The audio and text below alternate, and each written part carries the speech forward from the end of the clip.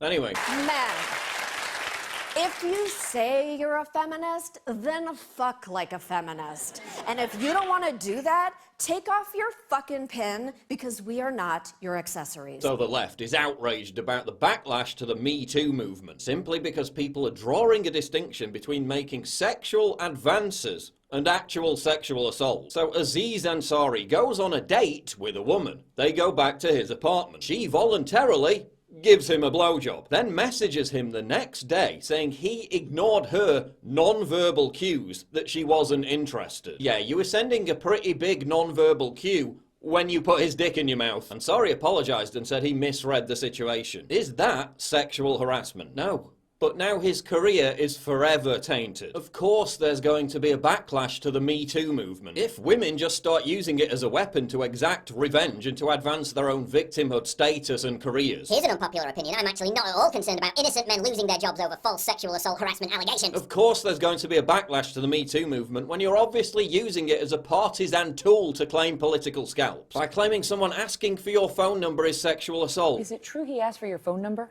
Yeah. Newsflash, it isn't. Of course there's going to be a backlash to the Me Too movement. If it's being led by rapist paedophile apologists like Meryl Streep and Harvey Weinstein's best buddy, Oprah Winfrey. Exactly as I predicted months ago. The Me Too movement has been rolled into the left's wider war on men and masculinity. Nearly 25% of US millennial men think that asking a woman out for a drink is sexual harassment. 25%. If you really think that, then start saving up for a sex robot, because it's going to be a long, lonely life. Sex is one of the most fascinating things in the world. Men are saturated day in, day out with the idea that we should be ashamed of being men, that our very masculinity is toxic. Toxic masculinity is killing everyone. Repeat. Toxic masculinity is killing everyone. Repeat. Toxic masculinity is killing everyone. Repeat. We could go on. But when you ask women, even women in California, whether they prefer typically masculine or effeminate men, there's no contest. This is number one. Okay. This is number two. Which one do you prefer? Number two. Okay, one more time. This is number one. Okay. This is number two. Which one do you prefer? Number two. This is number one. Okay. This is number two. Which one do you prefer? Number two. This is number one.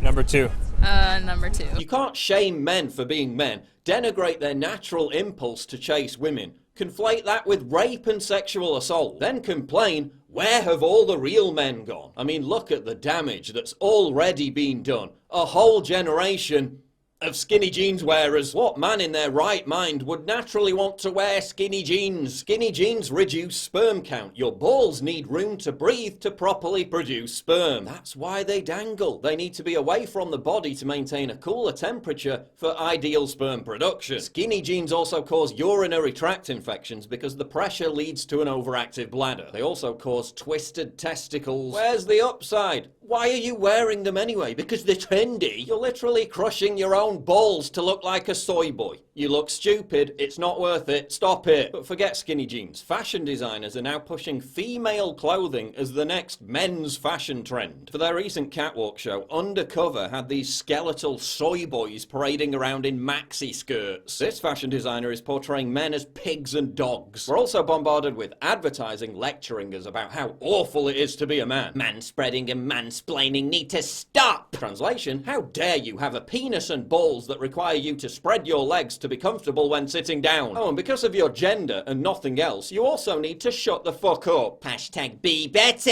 They're now even equating manspreading with the Me Too movement and sexual assault. How many TV ads have you seen where the man is portrayed as a useless idiot? It's just a burst pipe. I can fix it.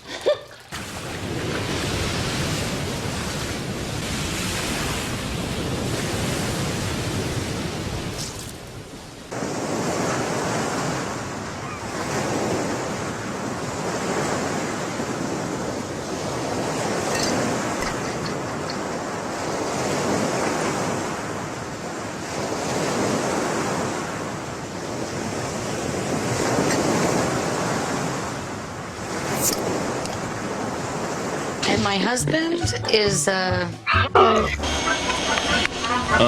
You missed a spot. I got that job at the demolition company. It smells good.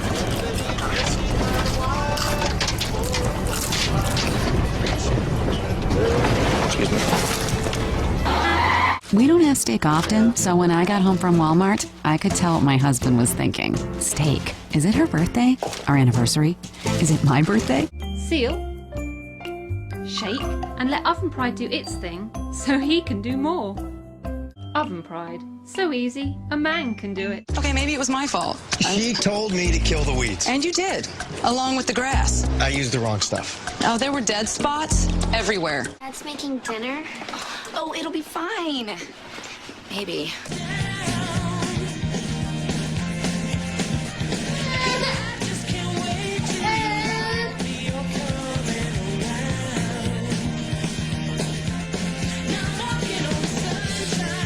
But it's not wasteful, because it won't go off again for another 30 minutes.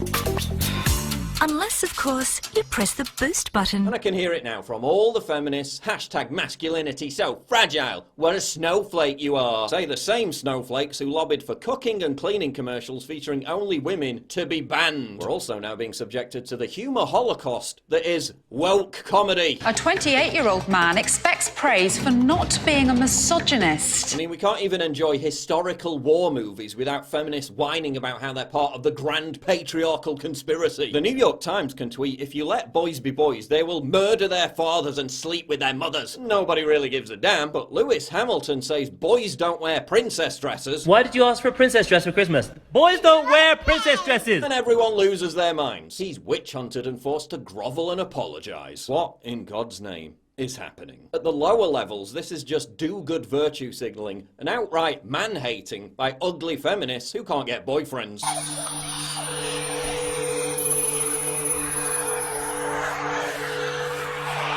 But beyond that, there's something more sinister taking place. A giant re-education campaign aimed at turning boys and young men into total pussies. Not only are we under chemical assault from plastic products and foods that lower testosterone, we're mass unwitting participants in a huge social engineering experiment based around vilifying masculinity and demoralizing men. And the Me Too movement has been co-opted to serve that agenda. What kind of warped scheme needs to dilute or destroy masculinity and traditional gender roles to succeed? One that seeks to completely annihilate the fundamental structure of Western society, so the annihilators can completely remake it in their own image. This is about the pursuit of raw power. This is Marxism rebranded. Identity politics, the very ideology that belittles and denigrates men, particularly white men, is just a new form of an old Marxist trick. Divide and conquer. They think that by dragging down men, by neutering masculine competitive and risk-taking traits,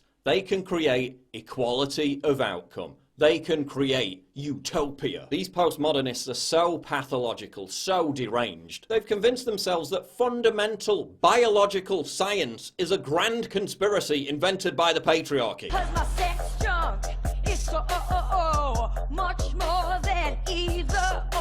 And now they're going to convince everyone else. By law, by force, by silencing dissent, and by mass indoctrination. They're literally rebelling against reality. They've declared war on logic. Gender and gender roles are not, and never can be, a social construct. Masculinity is not a narrative that can be changed with enough brainwashing. It's an objective truth. You can't reverse hundreds of millions of years of evolutionary biology. Gender role stereotypes exist for a reason. They're how humanity survived and prospered. Men and women won't sort themselves into the same categories if you leave them alone to do it of their own accord. I've already seen that in Scandinavia. It's 20 to 1.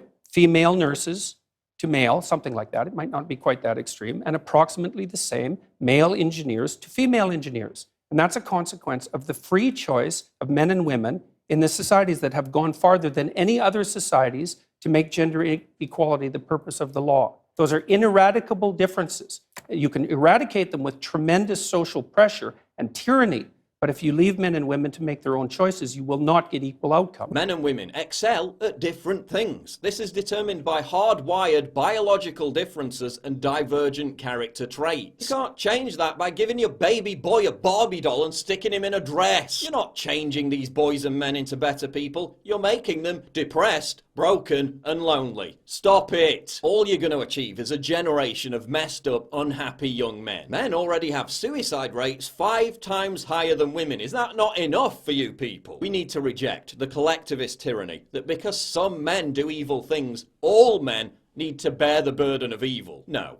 I'm an individual, as is the next man. I'm only responsible for my own actions. We need to create better role models for young men than vapid celebrities. We need to confidently reassert the true value and meaning of masculinity. Not one based around lad culture, boorishness, or any facsimile of masculinity, but one based around competency, responsibility, audacity, bravado, and just having the temerity to stand up and say no. I'm not ashamed to be a man.